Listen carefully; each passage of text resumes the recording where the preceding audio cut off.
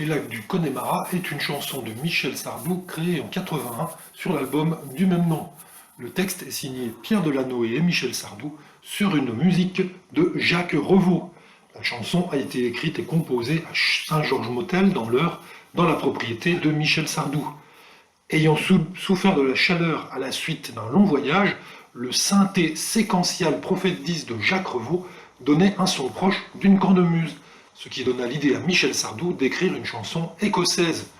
Comme ni lui ni Pierre Delanoë ne connaissaient l'Écosse, Delanoë partit chercher de la documentation, mais il ne trouva rien sur l'Écosse, mais revint avec un prospectus sur l'Irlande et les lacs du Connemara que Michel Sardou ne connaissait pas non plus. Le texte s'inspire finalement du film L'Homme tranquille de John Ford, et ce film-là qui évoque un mariage irlandais et qui laisse le conflit entre protestants et catholiques en toile de fond. Il évoque aussi divers éléments de la culture irlandaise, comme les lacs qui sont nombreux sur l'île, et on entend aussi des noms de villes comme Tipperary, Bailey-Connelly, Galway, des noms comme Connor, Flaherty, Ring of Kerry, et puis aussi les Gaëls. Voilà, plein d'éléments qui font référence à la culture irlandaise. Le 45 tours, qui regroupe donc les lacs du Connemara et Je viens du Sud, a été vendu à plus d'1 million d'exemplaires en France et a atteint le top 50 donc au sommet.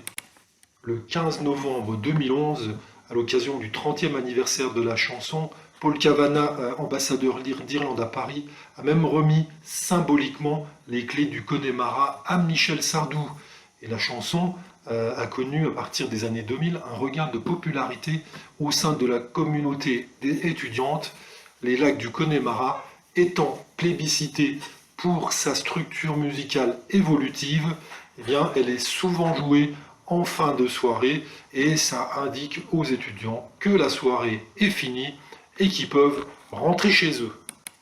La chanson, bien évidemment, fait partie intégrale, systématiquement, des tours de chant de Sardou depuis 83 et elle a été reprise de nombreuses fois par des artistes divers et variés et même détournés comme dans les Guignols de l'info.